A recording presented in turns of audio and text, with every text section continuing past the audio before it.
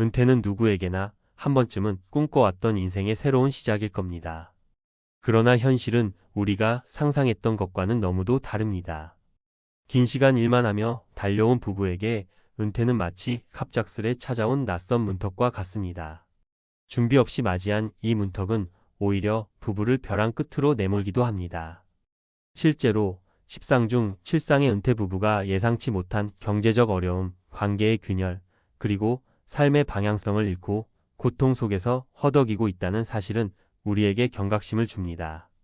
오늘 우리는 많은 사람들이 겪고 있는 은퇴 후의 현실에 대해 이야기해 보려 합니다. 과연 이들의 삶은 왜 이렇게 무너졌을까요? 그리고 우리는 어떤 준비를 통해 같은 실수를 피할 수 있을까요? 은퇴 후 10상 중 7상이 이렇게 무너진다. 벼랑 끝에서 겪는 끔찍한 현실. 은퇴 후의 삶은 사람마다 다릅니다.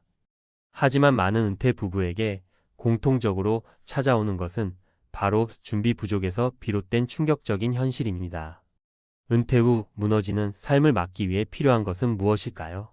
우리는 10상 중 7상이 겪는 어려움을 통해 교훈을 얻고 더 나은 은퇴 준비를 위한 방법을 모색해야 합니다. 1. 경제적 준비 부족, 은퇴 후의 첫 번째 함정. 우리는 은퇴 후에도 평온하게 살 줄 알았어요. 이 말은 실제로 많은 은퇴자들이 하는 이야기입니다. 하지만 현실은 녹록지 않습니다. 평생 벌어 모은 자산이 부족하거나 연금만으로 생활을 유지하기 힘든 경우가 많습니다. 한 사례를 들어볼게요. 사례 1. 은퇴 후 파산 위기에 놓인 60대 부부. 서울에서 직장 생활을 하며 자녀를 대학까지 보낸 박 씨 부부는 은퇴 후 고향 근처에서 조용히 살 계획이었습니다. 하지만 자녀 결혼 자금과 예상치 못한 의료비가 겹치면서 모아둔 돈은 순식간에 줄어들었죠. 결국 매달 들어오는 국민연금으로는 생활비를 감당할 수 없게 되었고 부부는 이사를 고민하며 집을 팔아야 할 상황에 놓였습니다. 결국 박 씨 부부는 작은 임대 아파트로 이사했고 생활비를 충당하기 위해 박 씨는 아파트 경비직을 부인은 청소 일을 시작했습니다. 은퇴 후엔 편하게 쉴 줄 알았는데 오히려 더 바쁘고 힘들게 사는 것 같아요. 이들의 이야기는 경제적 준비가 얼마나 중요한지를 보여줍니다. 2. 부부 관계의 균열, 서로를 이해하지 못하는 갈등. 은퇴 후 부부 관계도 예상치 못한 위기를 맞이할 수 있습니다. 은퇴 전에는 각자 바쁜 일상 속에서 소통이 부족했던 부부들이 은퇴 후 24시간 함께 시간을 보내게 되면서 갈등이 폭발적으로 늘어나는 경우가 많습니다. 사례 2. 은퇴 후 소통의 부재로 관계가 틀어진 김 씨 부부. 김 씨 부부는 35년간 서로 다른 직장에서 일하며 가정을 꾸렸습니다. 은퇴 후엔 함께 여행도 다니고 취미 생활도 공유하며 살고 싶었지만 현실은 달랐습니다. 남편은 오로지 TV와 신문을 보며 시간을 보내는 반면 아내는 친구들과 모임을 가지거나 요가를 배우며 밖으로 나도는 생활을 이어갔습니다. 같은 공간에 있지만 전혀 다른 삶을 살고 있는 것 같아요. 두 사람은 대화가 줄어들었고 결국 아내는 남편과의 갈등 속에서 우울증 진단을 받게 되었습니다.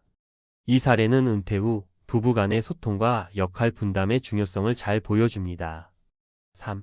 삶의 목표, 상실, 새로운 시작을 준비하지 못한 경우.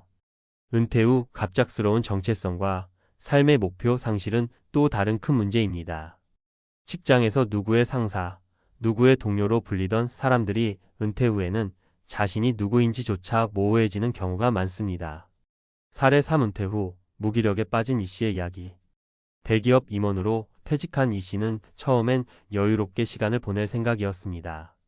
하지만 몇 달이 지나면서 무료함과 무기력함이 찾아왔습니다. 그는 하루 종일 TV만 보거나 인터넷 서핑으로 시간을 때우며 점점 삶의 의미를 잃어갔습니다.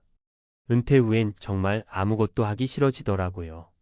모든 게 다 귀찮고 내가 이 나이에 뭘 새로 시작하겠냐는 생각만 들었죠.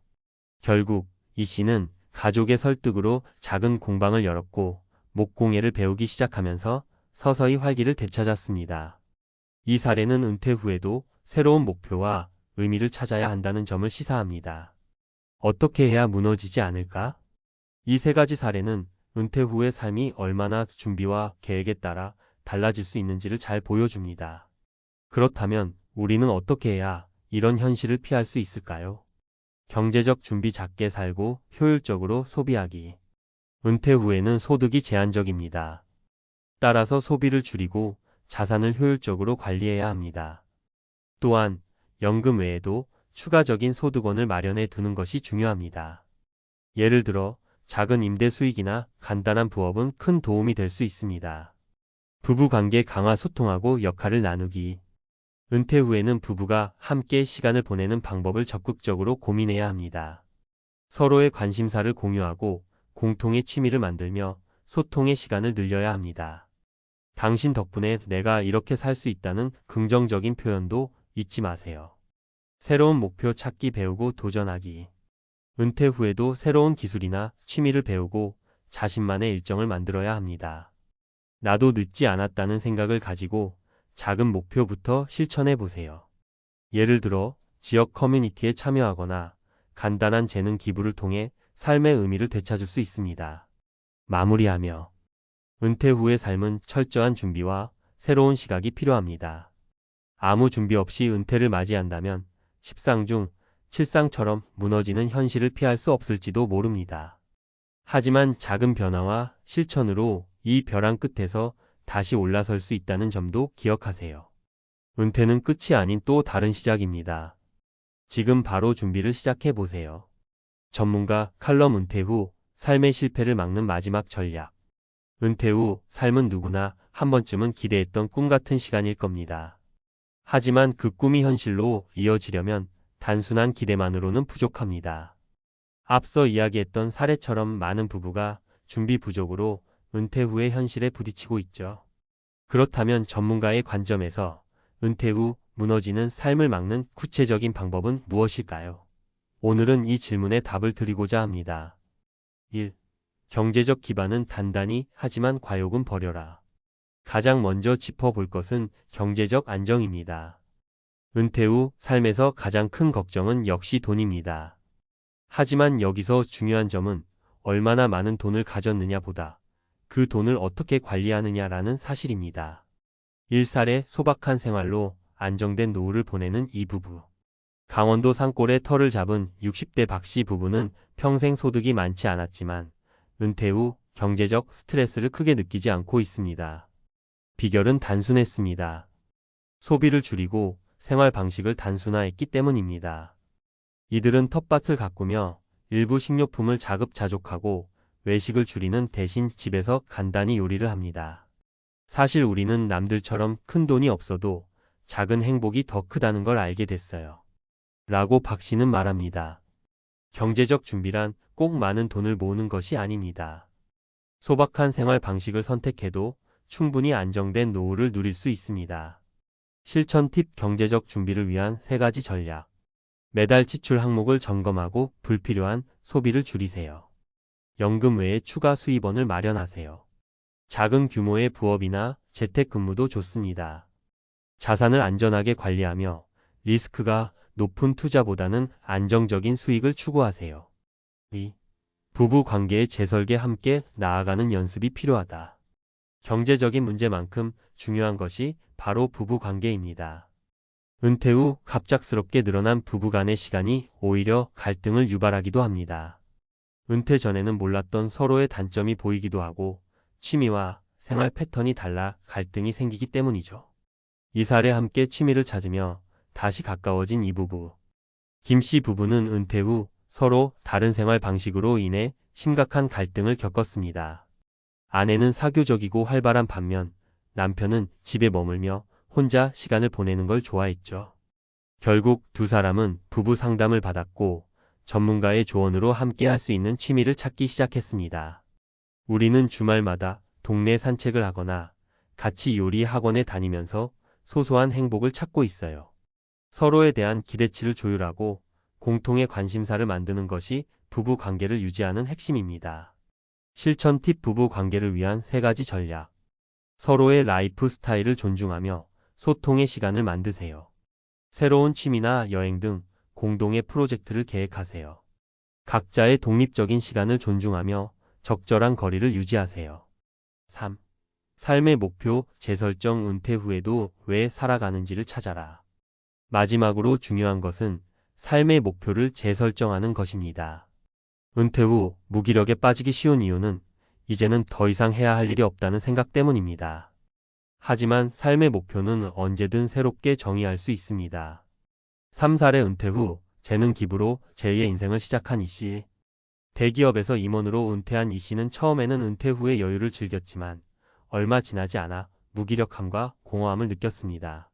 그는 우연히 지역 도서관에서 강연을 듣게 되었고 자신의 경험을 나누는 것이 보람찬 일임을 깨달았습니다. 그 후 이 씨는 은퇴 후 재능 기부를 시작했고 자신의 전문 지식을 지역 청년들과 공유하며 삶의 활력을 되찾았습니다. 다시 일한다는 느낌보다는 이제는 정말로 의미 있는 일을 하고 있다는 기쁨이 커요.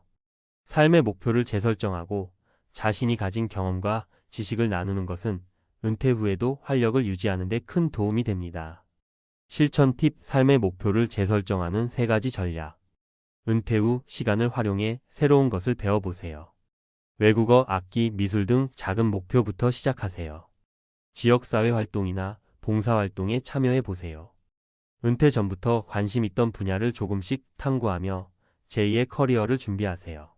전문가의 조언. 작은 변화로 큰 삶을 만들어라. 은퇴 후 삶은 우리가 스스로 만들어가는 것입니다. 그 과정에서 불확실함과 두려움이 찾아오겠지만 작은 준비와 변화가 큰 차이를 만들어냅니다. 경제적 안정, 부부 관계의 조율, 그리고 삶의 목표 재설정은 그 핵심입니다. 은퇴는 끝이 아닙니다. 이제는 내가 진짜로 원하는 삶을 설계할 수 있는 기회입니다. 라는 말처럼 지금이라도 작은 계획과 실천을 시작한다면 누구든지 더 나은 은퇴 후 삶을 만들어갈 수 있습니다. 그렇다면 여러분은 어떤 준비를 하고 계신가요? 지금 이 순간 나 자신과 가족을 위해 한 걸음 내딛어 보세요. 그 작은 변화가 여러분의 미래를 바꿀 수 있습니다. 은퇴하면 우리 둘만의 시간도 많아지고 집이 조용해지니까 좋을 거야. 퇴직을 앞둔 어느 겨울날 아내와 나눈 말이었다. 우리는 30년 가까이 맞벌이를 하며 숨가쁘게 살아왔고 퇴직 후엔 드디어 여유롭고 단정한 삶을 살 수 있을 줄 알았다. 그래서 집도 고쳤다. 오래된 아파트지만 남은 생을 보내기 좋도록 깔끔하게 손봤다. 그런데 시간이 지나자 이상한 기분이 들었다. 하루 종일 집에 있는 시간이 길어졌는데도 어딘가 모르게 갑갑하고 단절된 느낌이 사라지지 않았다. 거실은 넓었지만 우리 사이의 공기는 점점 더 멀어졌다. 거실 소파에 각자 앉아 TV만 바라보는 날들이 이어졌고 대화는 줄었다. 그때 아내가 말했다. 여보, 이 거실 없애면 안 될까? 처음엔 장난인 줄 알았다. 하지만 진지한 아내의 눈빛을 보고 우리 부부는 집 구조가 우리 삶의 분위기를 바꾸고 있다는 사실을 받아들이기 시작했다.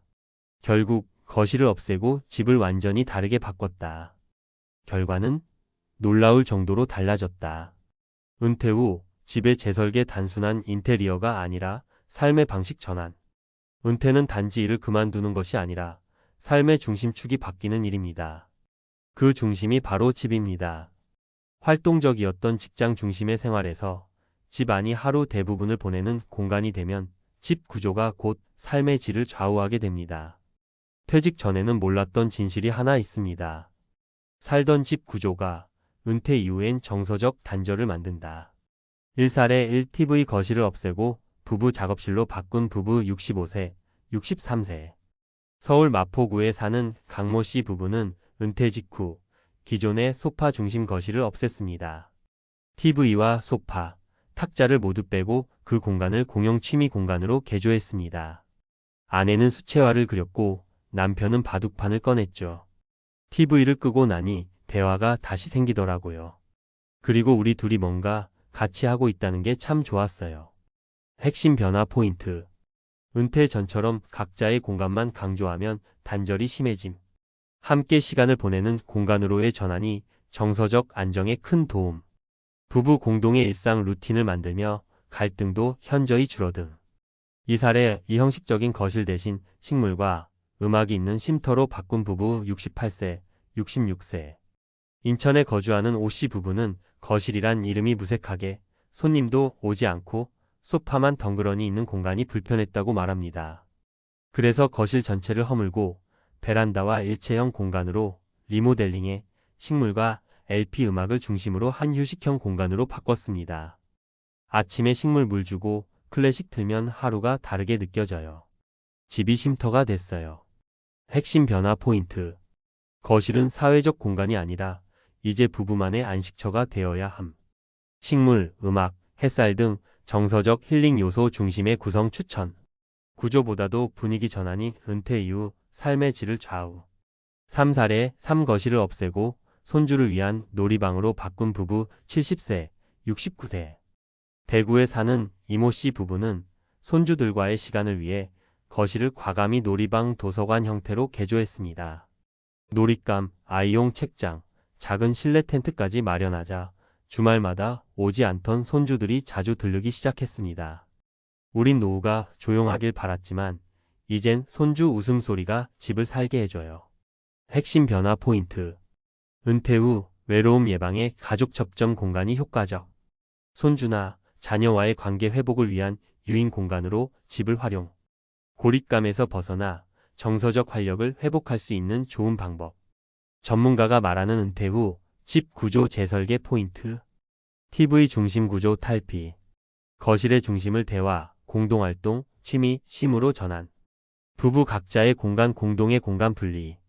갈등 최소화 관계 유지 균형 설계. 자녀 손주와의 접점 고려한 설계. 가족 관계 유지 외로움 방지. 정서적 안정 요소 포함. 햇빛, 식물, 음악, 간접 조명 등 활용. 수납보다 사용 중심 공간. 채워넣기보다 비워내기가 더 중요. 결론 집을 바꾸면 은퇴 후 인생이 다시 움직이기 시작한다. 거실을 없앤다는 건 단순한 인테리어 변화가 아닙니다. 그건 삶의 흐름을 다시 짜는 용기이자 새로운 정체성을 찾는 실천입니다. 은퇴는 쉼이 아니라 재구성이에요. 그리고 그 시작은 바로 집이에요. 혹시 지금 하루 대부분을 소파에 앉아 보내고 있다면 당신도 한번 생각해 보시기 바랍니다. 거실이 지금의 삶에 정말 필요한 공간인지 말이죠. 은퇴 후 다시 살아가는 법. 그 시작은 집 안 구조를 바꾸는 것에서부터 시작될 수 있습니다. 전문가, 시각, 은퇴 후 거실 중심 구조가 독이 될 수 있는 이유. 서론 왜 집 구조는 은퇴 후 삶의 질을 결정하는가?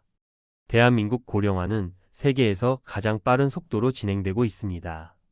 평균 수명은 83세, 기대 은퇴 연령은 60세 내외. 결과적으로 약 20년 이상의 은퇴 이후 주거, 생활이 인생 후반부를 좌우하게 됩니다. 하지만 대부분의 주택 구조는 현역 시절의 생활 패턴에 맞춰 설계되어 있습니다. 즉, 퇴근 후 TV 시청 중심의 거실, 주말만 쓰는 다이닝룸 등은 은퇴 이후 집에 머무는 시간이 절대적으로 늘어난 노년기에는 부적합할 수 있습니다. 특히 거실의 역할은 변화하는 가족 구조, 부부 중심의 생활, 정서적 안정을 고려해 재정이 되어야 합니다. 1. 은퇴 후 기능을 잃은 거실은 오히려 스트레스 유발. 현실 진단. 과거의 거실 TV 시청, 손님 접대, 소파 휴식 중심. 은퇴 후의 일상 대부분의 시간 집에서 생활 거실 기능의 모호화. 부부만 남은 생활에서는 공간이 비효율적이고 단절된 구조로 작용. 전문가 분석. 거실을 단순한 시청 공간으로 유지하면 활동성이 줄어들며 우울감 증가. 특히 TV 앞 고정 생활은 건강 악화, 대화 단절, 시간 낭비로 이어질 수 있음. 공간을 활동 중심으로 전환해야 뇌 자극 및 신체 활동 유지 가능. 2. 노년기 주거의 핵심 키워드 공용성, 기능성, 정서성. 변화해야 할 주거 트렌드. 기존 주거 기준 은퇴 후 주거 기준. 손님 접대 중심 부부 일상 중심. 시청 공간 중심 활동, 취미, 쉼 중심. 격식 있는 구조 유연하고 다용도 구조. 수납 강조 사용성 중심. 구조 전환 사례. TV와 소파 제거 부부 작업 공간 책상, 취미 테이블 배치. 식물, 음악 공간 정서 안정 및 생기 부여. 자녀 손주 공간 마련 세대 연결 기능 회복. 3. 실제 사례 기반 구조 재편 전략. 사례 1 부부 공용 취미실로 전환 서울 마포 60대 부부. TV 제거 후 공용 작업대 설치, 미술 바둑 공간. 효과 대화 증가, 무기력 해소, 우울감 감소. 사례, 이 자연음악 중심 거실 재설계 인천 송도, 60대 후반 부부. 거실과 베란다, 통합, 화초와 클래식 스피커 배치. 효과 아침 루틴 형성, 외출 욕구 감소, 정서 안정. 사례, 3손주 맞춤 놀이공간 대구 수성, 70대 부부. 거실을 놀이방 도서관 형태로 변경. 효과 가족 접촉 빈도 증가, 외로움 감소. 전문가가 제안하는 공간 리모델링 가이드라인. 구조. 개방형 공간 구성 벽체나 가구로 공간을 분할하지 않고 유연한 레이아웃 설계. 가변형 가구 활용 폴딩 테이블, 이동형 의자 등으로 공간의 다목적 사용 가능. 조명 정서. 간접 조명자 연체광, 확대 노년기 수면 및 기분 장애 예방. 식물 배치 권장 뇌 자극 및 실내 공기질 개선. 안전 건강. 미끄럼 방지 바닥재, 둥근 모서리 가구 도입. TV 인터넷 시간 제한 책, 퍼즐, 음악 중심 구성 유도. 결론 집 구조는 심리적 건강의 지형도다. 노후의 삶은 얼마나 오래 사느냐보다 어떻게 사느냐가 중요합니다. 그리고 그 출발점은 바로 주거, 환경의 재설계입니다. TV를 없애니 대화가 생기고 삶이 다시 흐르기 시작했습니다. 실제 은퇴 부부 인터뷰 중 거실을 없앴다는 건 단지 벽을 허문 일이 아닙니다. 그것은 은퇴 후 삶의 방식 자체를 새롭게 세우는 전략적 선택입니다. 전문가 요약 정리. 은퇴 후 집은 사는 공간이 아니라 사는 방식을 보여주는 공간. 거실은 더 이상 필수가 아니다. 개인의 라이프 스타일에 맞게 해체 재구성 필요. 심리, 정서, 사회적 연결까지 고려한 기능성 주거로의 전환이 핵심. 명망 있는 교수에서 무직자로. 66세 은퇴 후의 처참한 현실. 혹시 은퇴라고 하면 어떤 이미지가 떠오르시나요? 평생 성실히 일했으니 이젠 여유롭게 살아야지라고 생각하지만 막상 은퇴 후 현실은 생각만큼 녹록지 않더라고요. 특히 대학 교수처럼 사회적으로 인정받고 안정적으로 보이던 분들도 어느 순간 강의실 문을 닫고 나면 불안과 상실감에 휩싸이는 경우가 많아요. 제가 아는 한 분은 66세에 딱 은퇴를 맞이했는데 이제부터 진짜 내가 하고 싶은 거 하면서 살아야지 라고 호기롭게 말하셨어요. 그런데 막상 은퇴하고 나니 그분을 떠올리는 사람도 적고 그래서 뭐하지? 하는 막막함만 남더랍니다. 제가 오늘 드리는 이야기는 꼭 교수님이 아니어도 퇴직을 앞두고 계신 모든 분들에게도 적지 않은 울림이 있을 거예요. 인간이란 게 일에서 손을 떼고 나면 그 자리가 너무 크게 느껴지니까요. 자, 그럼 은퇴를 앞두고 있거나 이미 은퇴한 분들께 조금이라도 위로와 정보를 드리고 싶어 몇 가지 사례와 함께 이야기를 풀어보려 합니다. 1. 은퇴 후 달라지는 삶의 균형. 사람이 산다는 건 결국 여러 역할을 수행하는 거라고 봐요. 교수님이라면 연구자이고 강의자이고 지도 교수였을 거고 때로는 각종 위원회 멤버였을 수도 있고요. 그런데 은퇴와 동시에 이 수많은 역할에서 벗어나게 되죠. 처음엔 속이 시원할 것 같지만 사실 이 역할들을 내려놓으면서 동시에 내가 어디에 속해 있지? 라는 생각이 들게 돼요. 대학 사회에서 누렸던 명성은 사라지고 학회 활동도 덩달아 줄어드니 인간관계가 급격하게 좁아지는 거예요. 그동안 뭐 별거 아니라 생각했던 학술 모임의 자리 하나하나가 사실은 내 삶의 일부였구나 하고 뒤늦게 깨닫게 되는 거죠. 그러다 보면 나는 누구지? 라는 고민에 빠질 수밖에 없어요. 사례 1 정교수 은퇴 후 이젠 뭘 해야 하지? 제가 아는 분 중에 30년 넘게 대학교 정교수로 재직하고 딱 66세에 정년퇴임을 맞으신 분이 있었어요. 이분은 역사가 오래된 학과장이었고 학교 내외로도 알아주는 중견 학자였죠. 퇴임식 날 후배 교수들은 꽃다발을 건네며 교수님 드디어 자유의 몸 되셨네요. 라고 농담 섞인 축하를 건넸어요. 실제로 이분도 처음에는 이제 마음껏 여행 다니고 평생 못 해본 취미도 찾아봐야지라고 가볍게 생각하셨다고 해요. 근데 은퇴하고 몇 달 지나니까 여행도 한두 번이지 더 이상 즐겁게 느껴지지 않았다고 하시더라고요. 주변에 함께 일하던 후배 교수들과 자연스럽게 소원해지고 연구실 문을 닫으니까 내가 무슨 쓸모가 있지? 라는 생각이 들면서 우울감이 엄습했다고 하세요. 같이 지내던 학회 사람들도 안 보이면 점점 내가 잊히고 있는 건 아닐까? 하는 두려움까지 찾아왔다고요. 이렇듯 명망 있는 교수도 은퇴 후에는 당장 뭘 해야 할지 모르겠다는 막막함을 그대로 겪어요. 결국 이분은 뒤늦게라도 봉사활동이나 지역 커뮤니티 활동에 뛰어들면서 자기 역할을 찾으려고 노력하고 계세요. 그렇지만 은퇴 직후 꽤 오래 슬럼프를 겪은 건 사실이니 얼마나 마음이 힘드셨을지 짐작이 되실 거예요.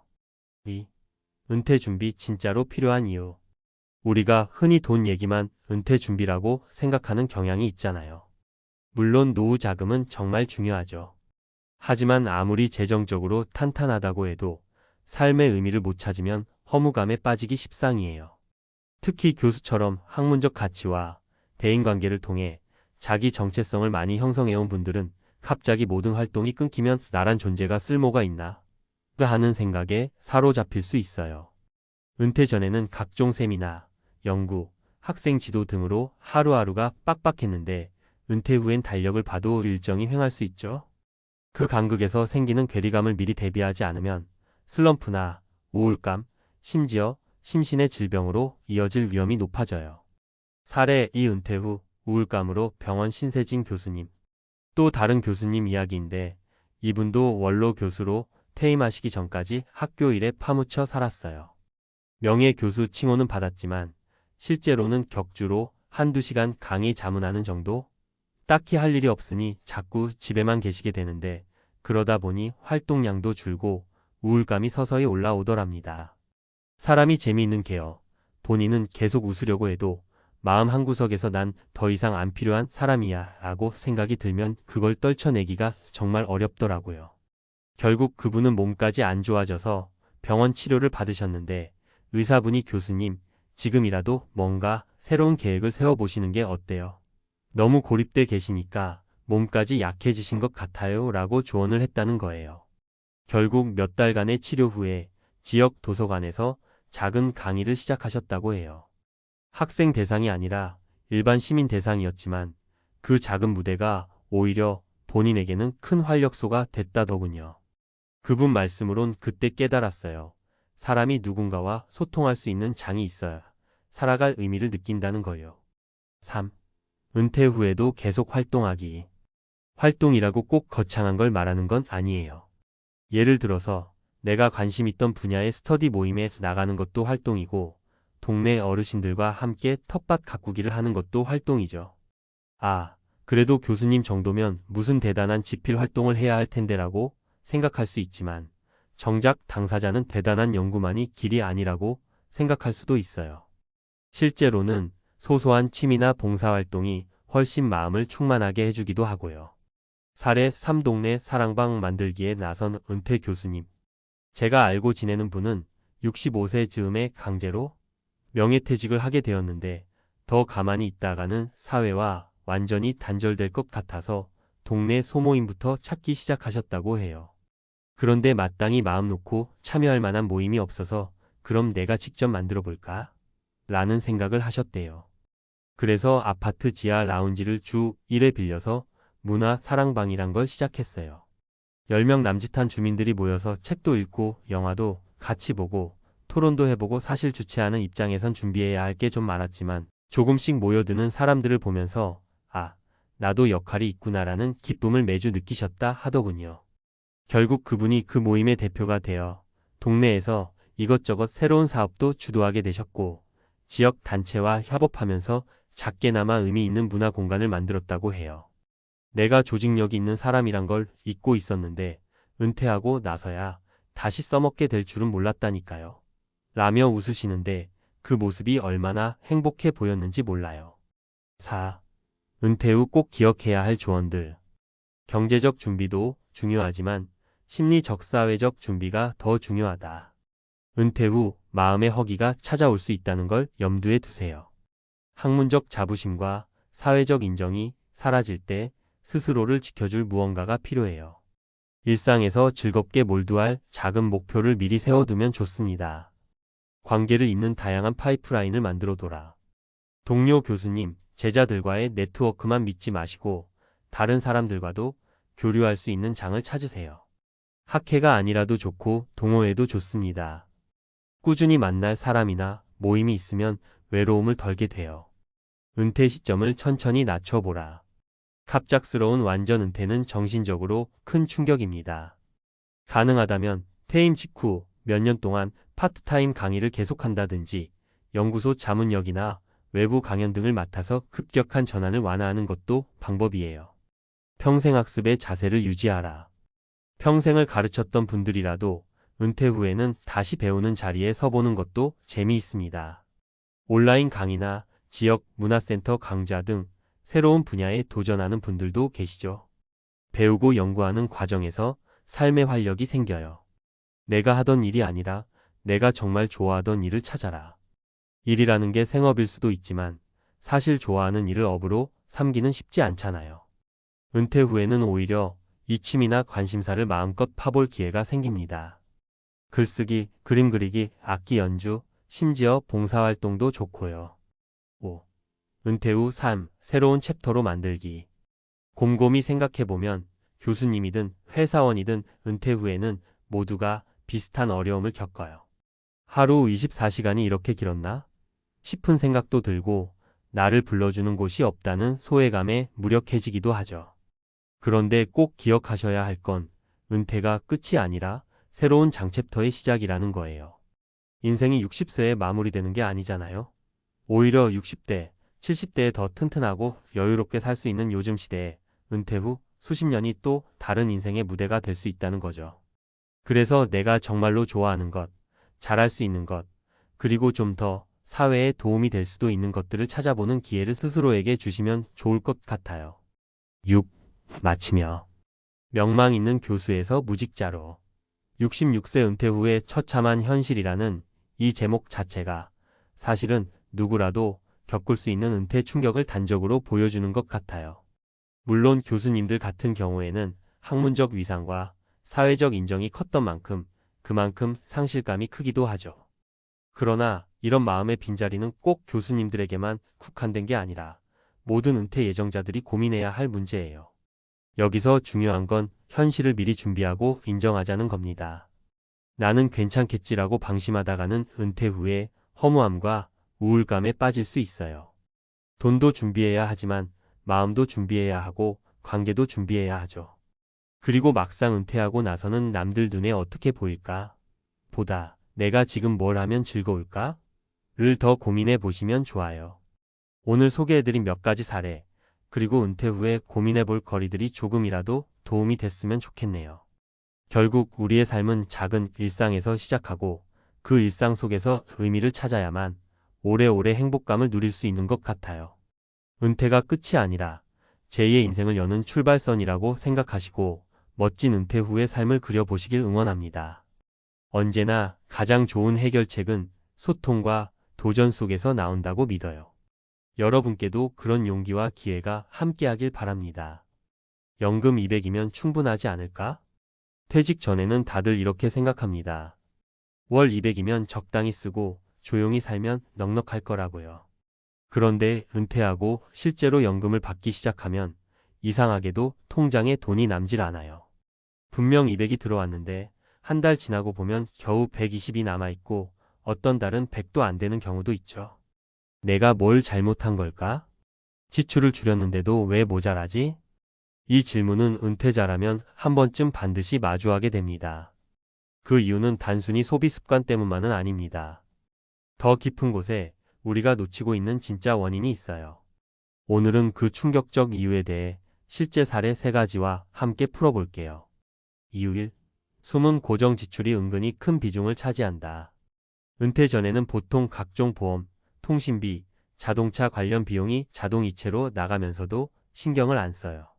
수입이 꾸준하니까요. 그런데 은퇴 후에는 그 고정 지출들이 매달 나가는 고정 손실로 느껴집니다. 사례 1. 김정수 66세 씨의 경우. 정수 씨는 퇴직 후 서울 외곽의 아파트에서 아내와 단둘이 삽니다. 연금은 공무원 연금 포함 월 230만 원. 그런데 실제 생활비로 쓰는 돈은 고작 140만 원 남짓입니다. 왜일까요? 통신비, 차량보험, 자동차세, 각종 정기구독, 생활보험, 의료실비 등으로 매달 60만 원이 자동으로 빠져나가고 한 달에 한두 번 병원 가서 약 타오면 10만 원, 병원비까지 추가되면 매달 최소 80만 원이 그냥 날아갑니다. 나도 몰랐어요. 그냥 손 안 대고 빠져나가는 돈이 이렇게 많았는지. 이걸 줄이자고 하니까 아내랑 다툼도 생기고 결국 차는 팔았어요. 해결 팁? 고정 지출 리스트를 한 번이라도 제대로 정리해 본 적 있나요? 은퇴 후에는 자동이체 항목 전체 점검이 필수입니다. 쓸데없는 정기 결제, 오래된 보험, 비싼 통신요금제부터 점검하세요. 자동차 유지비는 은근히 큽니다. 이유, 병원비는 생각보다 훨씬 자주 많이 든다. 나이 들면 당연히 병원을 자주 가게 됩니다. 그런데 우리가 생각하는 병원비는 대부분 큰 병일 때를 가정해요. 실은 감기, 눈, 치과, 정형외과 같은 자잘한 진료들이 훨씬 자주 돈을 잡아먹습니다. 사례 2. 이명자 70세 씨의 경우 명자 씨는 퇴직 후 연금 180만 원으로 살아가고 있어요. 평소 절약이 몸에 배어 있어서 지출도 잘 관리하던 분입니다. 그런데 최근 무릎 통증이 심해지면서 한방병원에 다니기 시작했죠. 처음엔 침 몇 번 맞고 끝날 줄 알았는데 꾸준히 치료하려니 한 달에 20만 원이 들고 거기에 영양제, 관절약, 치과 스케일링 등 소소한 비용들이 계속 늘어났습니다. 예전에는 병원비가 이렇게 클 줄 몰랐어요. 감기 걸리면 약국 가서 버티면 됐는데 지금은 그냥 넘기면 더 아프고 오래 가요. 병원비가 부담이 돼서 건강이 더 안 좋아지는 것 같아요. 해결 팁? 건강은 예방이 가장 중요합니다. 병원비 줄이려면 평소 운동, 식단, 수면 등 기본 생활을 잘 지켜야 해요. 또 보장성 보험은 실속형으로 갈아타고 자주 가는 병원은 실손보험과의 연계 여부를 꼭 확인하세요. 이유 3. 자녀 지원 예상보다 길고 무겁다. 마지막으로 가장 많은 분들이 놓치는 부분이 이겁니다. 은퇴한 뒤에도 자녀에게 들어가는 비용이 계속된다는 거죠. 취직 지원, 결혼 자금, 손주 돌봄 비용까지. 사례 3. 박진호 68세 씨 부부의 경우 진호 씨 부부는 퇴직 후 고향 근처로 이사하면서 노후를 즐기려 했습니다. 연금은 합쳐서 240만 원. 나쁘지 않은 상황이었죠. 그런데 아들이 결혼을 하면서 신혼집 전세 자금을 부탁했고 딸은 손주 어린이집 등원비와 간식비를 매달 부탁했습니다. 그 결과 한 달에 7,080만 원씩 자녀를 위해 지출이 나가고 있어요. 은퇴 후에도 애들 뒷바라지가 끝이 없네요. 손주는 예쁘지만 솔직히 지출이 무섭습니다. 아내는 애들 걱정에 더 죽자고 하고 저는 이제 그만하자고 싸움도 해요. 해결 팁? 자녀 지원은 계획적이어야 합니다. 은퇴 후에는 단호한 선 그어야 해요. 처음부터 여기까지는 도와줄 수 있다고 분명히 말하고 더 이상 무리한 요청은 정중하게 거절하는 용기도 필요합니다. 마무리하며 연금은 기초 자금일 뿐 절대 전부가 아닙니다. 연금은 분명 소중한 자산입니다. 하지만 그 자체가 노후 생활의 완벽한 해결책은 절대 아닙니다. 왜냐고요? 우리가 사는 세상은 끊임없이 소비하게 만드는 구조로 되어 있기 때문이에요. 게다가 은퇴 후에는 불규칙한 지출, 늘어나는 건강비용, 예상치 못한 가족 지원이 계속 발생합니다. 연금만 보고 살아가다가는 금세 통장이 바닥나고 결국 생활비 때문에 다시 일자리를 찾아야 하는 상황이 올 수 있어요. 그래서 지금 필요한 건 연금 외 소득원 만들기와 고정 지출 줄이기 그리고 자녀와의 거리두기입니다. 절약도 중요하지만 구조 자체를 바꾸는 게 더 중요해요. 마지막으로 당신의 노후는 남이 챙겨주지 않는다는 걸 꼭 기억하세요. 당신의 통장이 오늘도 조용히 비어가고 있다면 지금이 바로 다시 설계할 시간입니다. 전문가 칼럼. 연금만 믿다간 큰일 납니다. 월 200을 받아도 실제로 남는 건 120인 이유. 많은 분들이 은퇴를 앞두고 이렇게 이야기합니다. 나는 국민연금이 있으니까 괜찮아. 월 200이면 조용히 살면 충분하지 않을까? 그러나 실제로 은퇴 이후 삶을 들여다보면 생각보다 빠르게 통장이 비어가는 현실과 마주하게 됩니다. 연금이 매달 들어오는데도 늘 부족하다는 느낌, 이건 단순한 소비 문제가 아닙니다. 노후 재정 구조 전체의 문제입니다. 오늘은 은퇴 설계 전문가로서 연금 수령 후 매달 약 80만 원이 예상치 못하게 빠져나가는 3가지 이유를 정확히 짚어드리겠습니다. 이 글을 통해 은퇴 전 꼭 대비해야 할 포인트를 함께 점검해 보세요. 1. 숨은 고정 지출, 은퇴 후에 더 무서워진다. 은퇴 전에는 고정 지출을 큰 부담 없이 감당할 수 있습니다. 그러나 은퇴 후 수입이 제한되면 고정 지출은 고정 손실로 전환됩니다. 자동이체로 빠져나가는 통신요금, 보험료, 차량 유지비, 각종 정기 구독료 등은 월 평균 5,080만 원 수준입니다. 특히 차량 유지비는 보험, 세금, 주유비, 수리비까지 포함하면 한 달 평균 30만 원 이상이 소요됩니다. 사례 66세 김정수 씨는 공무원 연금 230만 원을 받고 있지만 통신비, 보험, 자동차, 관련 비용 등으로만 매달 70만 원가량이 빠져나갑니다. 고정 지출 구조를 조정하지 못한 채 퇴직한 결과 실제로 사용할 수 있는 생활비는 160만 원 이하입니다. 전문가 조언. 퇴직 전 반드시 지출 점검표를 작성해 보세요. 특히 자동차 유지비는 가성비를 철저히 따져보시고 대중교통과 공유 서비스를 적극 고려하셔야 합니다. 통신요금은 알뜰폰 전환만으로도 연간 50만 원 이상 절약이 가능합니다. 이 건강관리 비용 예상보다 훨씬 많이 든다. 많은 분들이 나는 건강하니까 병원비는 걱정 없어라고 말하지만 은퇴 후에는 작은 질병도 자주 그리고 꾸준히 발생합니다. 관절, 치아, 눈, 피부 질환 등은 노년기에 접어들며 반복적으로 병원을 찾게 만듭니다. 사례 70세 이명자 씨는 관절 통증으로 한방병원 치료를 시작한 후 매달 20만 원가량을 의료비로 지출하고 있습니다. 여기에 추가적으로 영양제, 치과치료, 약제 비용 등이 누적되며 건강관리 항목에서만 매달 3,040만 원이 고정지출처럼 나갑니다. 전문가 조언. 예방의학 관점에서 접근하세요. 식습관, 운동, 수면 관리는 가장 강력한 의료비 절감 전략입니다. 실손보험과 보장성 보험은 60대 이후 구조조정이 필요합니다. 과도한 보험료 지출은 재정 압박으로 이어질 수 있기 때문입니다. 꾸준한 건강관리와 동시에 의료비 지출 패턴을 파악해 연간 예산으로 설정하세요. 3. 자녀 지원, 은퇴 후에도 계속된다. 은퇴 후 재정 계획에서 가장 예측하기 어려운 변수가 바로 가족 지원입니다. 특히 자녀 결혼 자금, 취업 준비 비용, 손주 양육비 등은 의외로 지속적이고 반복적인 지출로 이어집니다. 사례 68세 박진호 씨는 은퇴 후 고향으로 이사하며 월 240만 원의 연금을 기반으로 한 평온한 노후를 기대했습니다. 그러나 아들의 신혼집 전세 자금 지원과 손주 돌봄 비용으로 매달 70만 원가량을 지출하게 되었고 이는 예산 외 항목이었습니다. 전문가 조언. 자녀 지원은 기한과 한도를 설정한 계획적 지원이어야 합니다. 자녀의 결혼, 육아, 생활 문제를 무조건적으로 떠안는 건 노후 재정을 위협하는 주요 원인입니다. 필요한 경우 가족 재정회의를 통해 현실적인 범위를 상의하고 문서화하는 것도 방법입니다. 전문가의 결론, 연금은 기본 자금이지 완전한 해결책이 아니다. 연금은 은퇴 재정의 출발선일 뿐 종착지는 아닙니다. 안정적인 월급처럼 보이지만 구조적으로 계속해서 지출은 증가하고 변동성은 높아지며 예상치 못한 비용이 발생하는 시기가 바로 은퇴 이후입니다.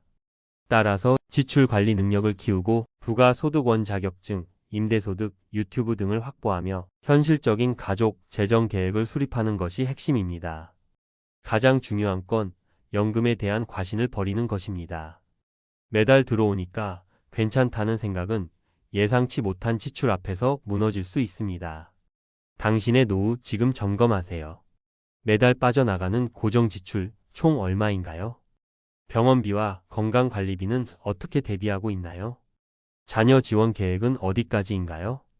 이 3가지 질문에 정확히 답할 수 없다면 지금부터라도 실전 노후 점검표를 만들어 보시길 권합니다. 연금만 믿는 시대는 지났습니다. 이제는 능동적인 노후 전략이 필요한 시대입니다.